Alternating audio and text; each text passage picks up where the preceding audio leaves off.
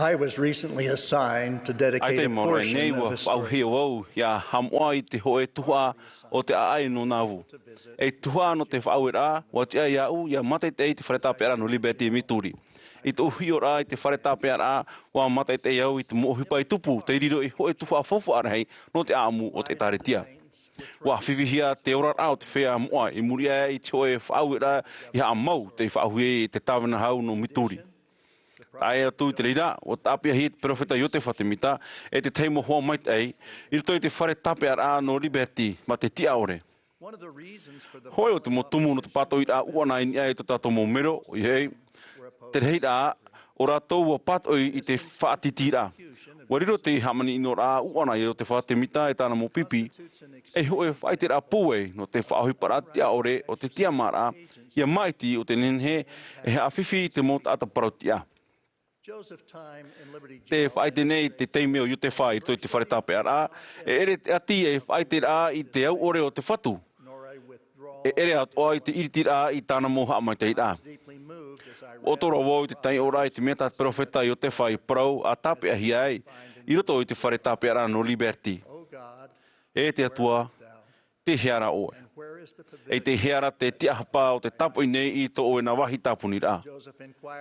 Wani Joseph, i o te wha e ha te maoro te mautata o te whatu tō rātou whaaro mai rā i te mohape nei, e te moha avira au ore e te turera.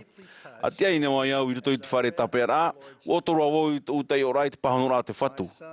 E tau tamaiti, ia hau mai nā to oe a au. E vei potono mai to oe enemy e to oe mau ati hoi.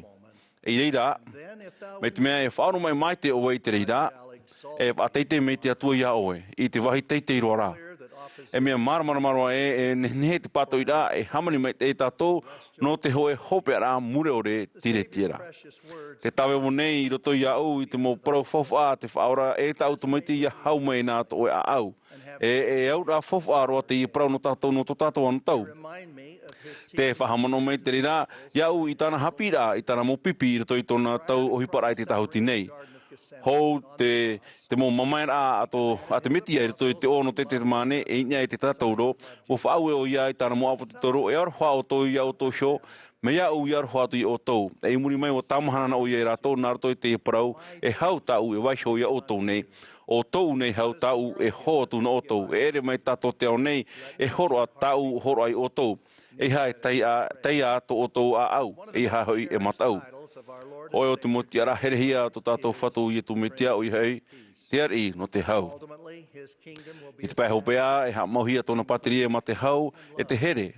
Ma te parau au e te parau tia i te inei, e amuri no atu. Te tie i ne tātou i te whāterera, hoi tautiri mo teiti a te metia. No atu te ihi ora, o e te tātou e, aita te hau e te au mai te o te au nei, e upo tia i tō tātou ne anu tau. I roto i tō ora, aita i tia nei te o e whātura ore rahi e.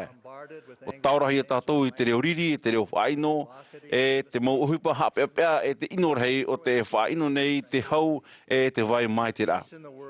Aita i whawhauhia mai a rera, i apapuhia mai te hau i roto i te au nei, e i roto i tō tātou mau oire e tēro atu i tāpiti rā mai o i atu mitia. Wa hapi te whaora i nā po te toro ho e ahuru mapiti, wa i te mai e, eita tāna mitioni te whenua nei e whaatupu i te hau nui. Hapi o ia, e hai man au e, i haere mei au, e hopoi mei i te hau i te whenua nei. E ere te hau nui te ho e tua no te tawini rā mata mua te whaora i te tahuti nei. Aite te hau nui e vaira i te e mahana. Are ara, te hau o te tātai ho, e nenhe te reire e whaatupuhia. No atu te riri, te whaino, te amhamha, e tuino nei, i tō tātou au i te imhana. Ai tā, i riroa e nei mea whowha ia imi te hau o te tātai ho. Te whaitera te ho e himene api nhenhe, e te herehia papahia no te whea api i te imhana, na te tae Nick Day, te ipihia, te hau i roto i te metia, e whaitera. Ai tā e hau i nia i te whenua nei, te vera te hau i roto i te metia. Uha mai te he tātou i te whari rai te himene namuaroa e i te mai pe e towi a horu maiwa. Te whaite nei te ihimene i tina aro i te hau e te hapapu nei e uha mauhia te hau i roto i te ora ao e te mitioni a ietu metia. O prau te pretiteni Joseph F. Smith e eitaro atu e nenhe i te warua o te hau e o te here i a teme i te au nei. Maori rā, ia whari te tāta nei te paramoa te atua te poroia te atua, hae hamoe I tona ite tona mana te rirohoi mea hanahana. No atu taroa tātou otwai roto I te mo tautora no te whari I te haunui. Hāpāpuhia mei a tātou noai a tātou I te hau I roto I tō tātou heo maita te metia I hapi. Wa a hitihia te prauma I tumu I roto I te hapi a tumu I te mo whawhaura. A hapi mei rā oia o te rawa I te mo uhipa protiara whari a oia I tāna utua oia ia te mana hau I roto I te nei au te ora murere I roto I te amuri atura.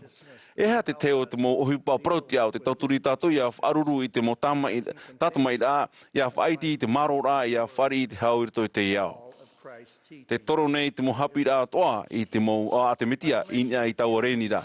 Whahiti atu o I te tei tau te aturi nei mea tā roa te whauwha. Atai, here te atua ora I tāna mo whaau rā.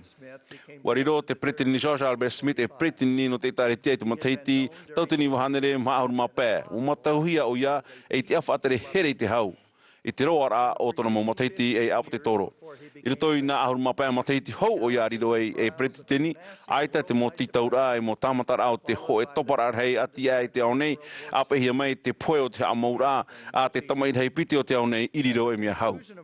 I te hopera o te tamai hei o te au nei, I toi tauna amuira hei matamua pretini I te awe atopa mahuru mapē. Ua whahamana o te pretini Smith I te whea moa, te anira te whaora, I arohai tō rātou tāta tupu, ia whaore te rātou tātou tō rātou mo enemi.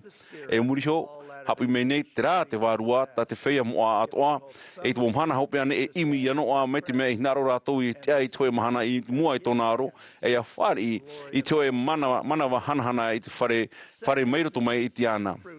Te piti, aimi I te mo hotu o te wārua. Wa hapi mei te apo te toro Paulo, I te wahi rai rotopu, I te mo ohipa protia, o te whatia ia tātou ia whatu I te patria o te atua, te mo ohipa o te nhenhe, ma te tātara hapa ore, whaeri e tātou. I rato I te mea whati e tātou, te wera te mo hotu o te wārua. Te here, oa, te hau, te whaaro mai, te maru, te maitai, te whaaro, te haihea, te hita ore. Wa toa Paulo I te amora I te hopo ia te tei hae whaai I te hui I te ohipa mai tei. I roto pui te mo ohipa ere I te metano, wa tu o ia I te te riri te tamai. Ho o te muhapi rā hei o te whawha teito non ia I te metua Aperahama. E nā tātata war hei o Aperahama rāua o rota, tāna tamaiti wheti te rara ua I te era rāua eita ta rāua I ne whae āmui. O te whaore I te motamai ua whātia o Aperahama I a rota I a maiti I te whenua tāna e hinaro. Maiti I hora rota I te whenua Papua Iori tāna. Warawe o Aperahama I te whenua Papua Mamera. Te whaitira te mo papa ira ua whātia era Aperahama I tōna whare ua patu era I tō whata na Yehowa. Are ara o rota ara ua patia I hora I tōna puhapa I piaisho I a totoma. Me marama mait chapira te tātou I arawe I te whaotira ia tinei I te tama nonia I te mo mea aita titahuia te parau tia no te whaatupu I te mo tātira hau. Mai tāteari I Penyamina I hapi tātou te hoe hinaro ino I te tei I reira hinaro I te parhei hau noa. Te rara, nonia I tō tātou huru I te parau no te parau tia te mo titau rai te pēn no te mo hapira tumo ia vai papu no tātou ma te au ore te ai. Ia hinaro tātou I te hau, o I hau te tapa o hamaruru o te ohipa protia, te tātou whātia I tō tātou whare I te pēo te au nei, whātia tātou I tō tātou whare I te pēo te hiero. Te toru a whaahipa I te tia mara no te maiti I te protia. O tua tia wharoroa te hau te tia mara nā tuhu a whaufu aroa no te whanhora o te whaorora. Te whaatahia I te mo protumo te ewaneria, nonia I te tia mara te hopo ia. Te tia mara o te tia ra ia te hamai te rata te atua horo mai ia tātou no te maiti no te hea no tātou iho. Nori rā, o te tia mara te ropu I te tupura rei te ite rā o te tata iho o te hamai te ia tātou a pe tātou I te whaora. Nori rā, mea tia maa ia rawe te tia maa I te tia maa te ora mure ore narto I te arei hei o te tata atoa. Whatia atoa te tia mara I te mo maiti rā ino a wetei no te whaatupu I te oto te maui te poe I te teitei me. Te whai te papura, te mo papai rā moa Wa horo mai te whatu te atua i te tiamara ia tia i te tata, ia maiti i te maitei, aurera i te ino. I roto i te apora i te aora hou te tahuti nei, wariro te tiamara e i hoe tumu whauwharoa, e te peapea i rotopu i te whea te maiti, ia pe i te metia e te whea te pe ia tatane. A wharue i te teo o te hawi e a maitira i te whaora. O te whaate tātou, ia whari i tona maramarama e tona hau. E whaatawhiwhira te hau o te tata iho ia whauhipan e te tata i tō rātou tiamara ma te whaino e te APP. We are children of God and part of His family. We are also part of the family into which we are born. Tātou a au e tō tātou utua whare. Tamari tātou na te atua. E tua atua tātou no te utua whare i reira tātou i whānuhi ai. Wahapi te pretini resele Nelson e tātou. E i te roa rao te mai e wahapi me tātou e. Te hapa o rā i te pai wharo atumuhia i nia i te utua whare pāturuhia e te taretia. E nien he te reira e whauana i te mana o te mo utua whare. No te whariro i tō tātou utua whare e i wahi moa no te wharo. Me te vera te hapa o rā i te pai wharo i roto i tō tātou utua whare. E whari ato tātou i te hau o te whaora. O i te tātou e rawe hei o tōu, aitai whari i te muhamai te rāno te mo utua whare parautia, e te arotamo nei te whea e te mai ti te parautia ore. E nhen he te whaora e horo mai te parurura e te hau no te arata e o tōu i te pai hope e te parurura e te nohora i mua i te movero o te ora a. Te hapapu nei au ia o tōu e, te oa te here, te tupura, e whari hia i roto i te mo utua whare here parautia, e horo mai te rerai te hau e te oa. Wariro te here te maitei tumu no te whari rai a tiona i roto i tō tātou a au.